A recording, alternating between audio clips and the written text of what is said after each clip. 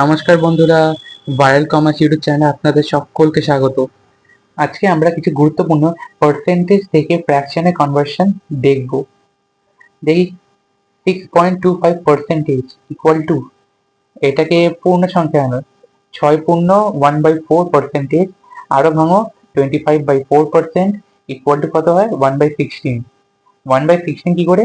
পার্সেন্টেজকে লিখে দাও 1/100, 25/100 কত হয় 1/4, 1/4 into 1/4 equal to 1/16। নেক্সট আরো কিছু গুরুত্বপূর্ণ আছে, গুরুত্বপূর্ণ দেখাচ্ছি। 14.28%, একে কি লিখতে পারি 1/7। 28.56%, জাস্ট 14.28 এর ডবল, তো কত হচ্ছে 2/7। 33.33% কত হয় 1/3। কিভাবে হচ্ছে দেখে না, 3 into 11.11% equal to 3 into 11.11% কত হচ্ছে 1/9 equal to কাটাকুটি করলে 1/3। পরেরটা 11.11%, এর ফ্র্যাকশন ভ্যালু কত 1/9, মুখস্থ রাখবে একদম। 9.09% কত হচ্ছে 1/11, একদম মুখস্থ রাখবে। 62.5% কত হয় 5/8, ডাইরেক্ট মনে রাখবে।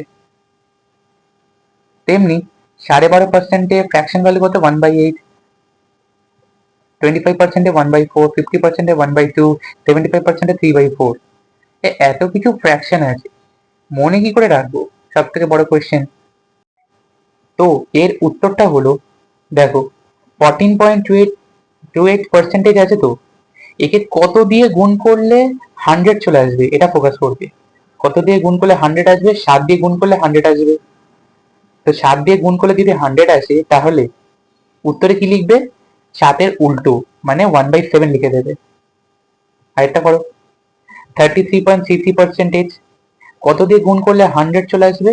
জাস্ট 3 গুণ করলে 100 চলে আসবে। তাহলে 3 উল্টো কত 1/3, তো 1/3 তোমার উত্তর। এটা শর্ট ট্রিক, এটা মনে রাখতে পারো। 11.11%, কত দিয়ে গুণ করলে 100 চলে আসবে? 9 গুণ করলে 100 আসবে, তাই 9 উল্টো কত 1/9।